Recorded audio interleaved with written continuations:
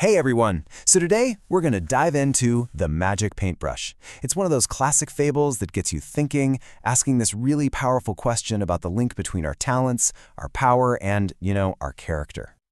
Just think about that for a second. Seriously, what if that thing you do best, that skill you're so proud of, what if it was completely tied to your intentions?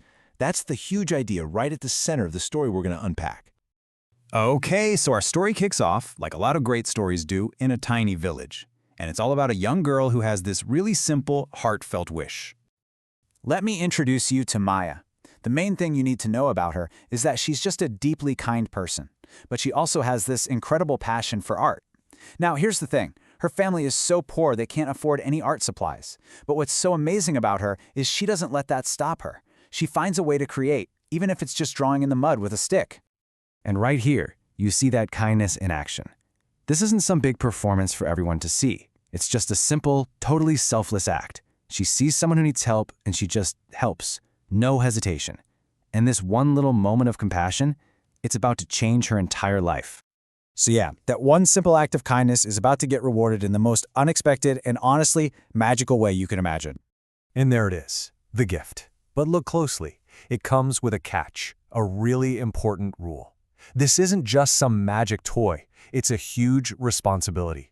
The power is literally tied to helping other people.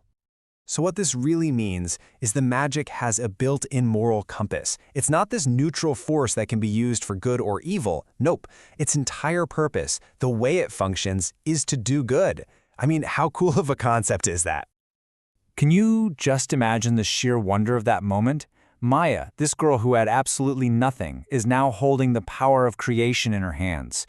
She tries it out with something simple, something essential, a loaf of bread. And it works. The potential is it's limitless. And look at what she does next. She immediately follows the rule. She doesn't paint a single thing for herself, not one. Her first thoughts are for her community, the hungry neighbors, the kids who are cold, the people who are sick. The very same kindness that got her the brush is now guiding every single thing she does with it. But you know how these things go. That kind of incredible power, well, it doesn't stay a secret for long.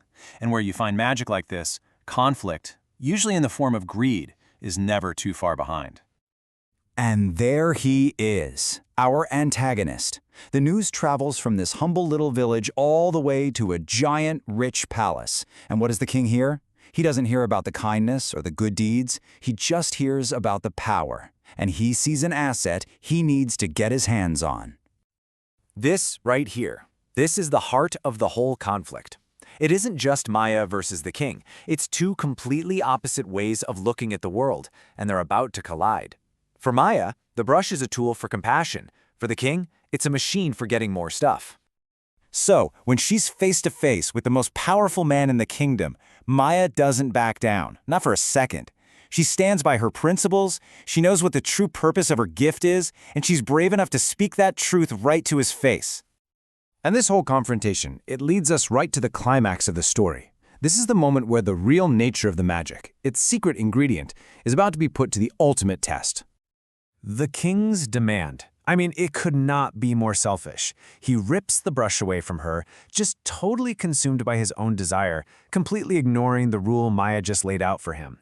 He actually believes that just by holding the tool, he's entitled to its power. What an incredibly powerful, simple moment. All the king's power, his authority, his shouting and demanding, it all adds up to nothing. The brush just sits there in his hand. The magic is just gone. And this is it. This is the big question of the whole story. The king is holding the paintbrush, he knows exactly what it's supposed to do, so why doesn't it work for him? And here is our answer. The king had it all wrong. He thought the magic was in the object, in the wood and bristles of the paintbrush. But the real magic was inside Maya the entire time. It was in her kindness, her intent to help others. The brush was just a channel for the goodness that she already had. Now, the story doesn't just end there with the king failing. It goes somewhere much deeper, to a way more profound conclusion. The power of kindness not just to make things, but to actually change people. Right there, in that moment of total failure and powerlessness, the king has this incredible breakthrough. He He realizes the one thing he's missing isn't more gold, it's not more jewels, it's the one quality that makes the magic work in the first place. He actually humbles himself and asks her to teach him. This is the real turning point of the entire story. And his transformation is totally real. It's not just talk, it's all about his actions. He learns what kindness actually means, thinking of others first, and then he puts it into practice, working right alongside Maya. He goes from being a hoarder of wealth to a distributor of help. And that, when you boil it all down, is what this story is really about.